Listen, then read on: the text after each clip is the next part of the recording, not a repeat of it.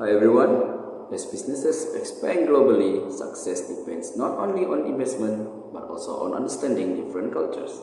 Disney's expansion into Asia demonstrates the challenge of balancing a strong global brand with local cultural expectations. This report examines Disney's experience in Hong Kong, Tokyo, and Shanghai, and how cultural adaptation influenced its success. Disney international expansion started with the success of Tokyo Disneyland in the 1980s through a partnership with Oriental Land Company. While successful, Disney shared much of its profits with its partner, prompting a change in strategy. To tap into China's growing market, Disney opened Hong Kong Disneyland in 2005 and later launched the larger Shanghai Disney Resort in 2016. Disney's expansion into Asia showed the importance of cultural adaptation. In Hong Kong and Shanghai, Disney localized its language, attractions, and storytelling to connect with local audiences. However, challenges such as overcrowding during Chinese New Year and differing customer expectations highlight the need for greater cultural understanding. These experiences demonstrate that adapting to local culture is essential for international business success. Disney recognized that management practice successful in the United States could not be applied directly in China. Therefore, the company adapts its leadership style by using more hierarchical communication and stronger supervisory guidance, which align with the Chinese cultural value for respect and authority. Disney also adjusted employee management by hiring local staff and providing cultural training. In terms of customer service, Disney introduced triangle communication in English, Cantonese, and Mandarin, while incorporating local attraction and food preference. These adaptations demonstrate Disney's effort to balance its global brand with local cultural expectation. Disney cultural adaptation produced mixed results. The most successful example was Shanghai Disneyland, which followed the principle of being authentically Disney, distinctly Chinese. This approach helped the park achieve strong attendance and profitability. However, Hong Kong Disneyland faced several challenges during its early years, including lower than expected visitor numbers, poor planning during Chinese New Year, and controversies surrounding shark fin soup. To improve the cultural alignment, Disney could involve more local managers in decision-making, strengthen cross-cultural training, and continuously monitor changing consumer preference. This action would help Disney maintain both global consistency and local relevance.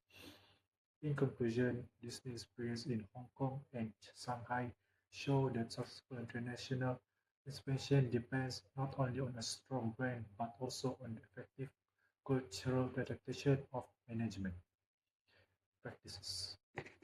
For question C, we analyze how Disney's understanding of local consumer behavior affected its market positioning and competitiveness in Asia. Disney recognized that many Asian consumers value family-oriented activities and shared experiences. As a result, Hong Kong Disneyland adopted a trilingual approach using English, Cantonese, and Mandarin, while attractions such as Fantasy Garden catered to visitors who enjoy taking photographs with family and friends. However, Disney also misunderstood certain consumer expectations. During the 2006 Chinese New Year celebration, the park underestimated visitor demands and was forced to deny entry to guests with valid tickets. In addition, many visitors felt that Hong Kong Disneyland was too small and did not offer enough value compared to competing attractions. Cultural factors also influenced the success and failure of Disney's attraction and services. China's collectivist culture meant that consumers preferred attractions that could be enjoyed together as a family. Disney applied this more effectively in Shanghai Disneyland through localized attractions and experiences. In addition, Disney's long-term investment and expansion plans helped strengthen consumer trust and loyalty. However, Disney also faced challenges such as shark fin soup controversy and strong competition from local parks like Ocean Park. Overall, Disney's experience shows that understanding local culture and consumer behavior is essential for successful international expansion. Thank you, my friend. In this section, we'll be seeing about the handling competition in a cross-cultural context by Disney into Asia. So, Disney came into Asia with the biggest brand name in global entertainment. But brand recognition alone doesn't win market share. In this section, I'll show you how Disney faced competition from local parks, international rivals, and perhaps most surprisingly from itself, and why, in each case, cultural understanding made the difference between success and failure. On this slide, we can see the local threat and Ocean Park versus Disney.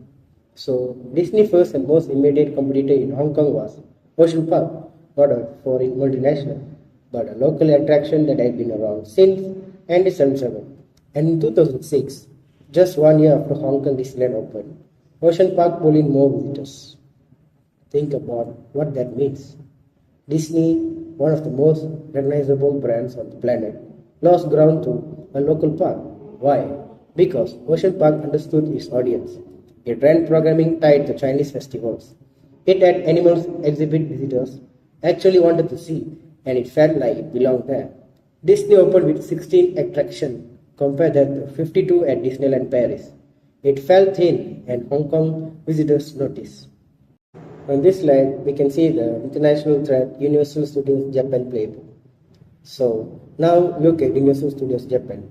In the early 2000s, USJ was struggling. Attendance dropped 20%. So what did they do? They localized. They built a Harry Potter zone, which is global IP, but with massive emotional resonance. They ran long-form anime events, Japanese popular culture, front and center. By 2018, USJ had 15 million visitors a year.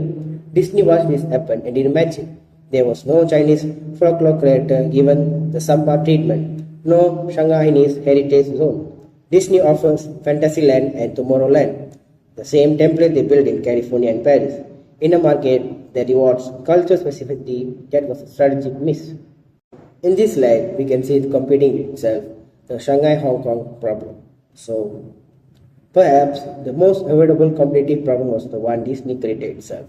When Shanghai Disneyland opened in 2016, 3 times the size of Hong Kong Disneyland, with no visa complication for mainland Chinese visitors, it immediately put pressure on Hong Kong. Euromonitor estimated a potential 60% drop in mainland visitors to the Hong Kong park. Disney official response was the one with the 2 parks would complement each other, but Hong Kong Disneyland recorded 7 consecutive years of net losses. The culture variable Disneyland underweighted. Friction for a mainland Chinese family crossing into Hong Kong requires immigration paperwork. Shanghai is just train right. Ease of access is a cultural and logical reality, and Disney isn't designed around them. Let's look at the lessons and recommendations. What happened when one of the most famous brands meet completely new traditions? Let's look at the lessons, ethics, and conclusion from Disney's expansion into Asia. First, brand fame doesn't mean local relevance. When Hong Kong Disneyland first opened, Disney assumed their famous logo would automatically draw crowds. Instead, they struggled against homegrown competitors. They quickly learned that knowing a brand does not mean you care about it. We saw this peak during their Lunar New Year ticket chaos. Disney's forecasting completely missed how locals actually travel and spend their holidays. The lesson here? Global names need local grounding. Shanghai Disney learned from this. They succeeded because they abandoned regional traditions and values into their core design from day one, rather than just translating signs and menus as an afterthought. The ethical considerations. But adapting across cultures brings complex ethical challenges. Take the shark fin soup controversy in Hong Kong. Disney tried to honor local wedding customs by putting it on the menu, but faced massive global environmental backlash. It highlights the tightrope global companies walk, trying to fit in locally without breaking worldwide ethical promises. We also see this with power dynamic. In Shanghai, the local partner holds a 57% majority.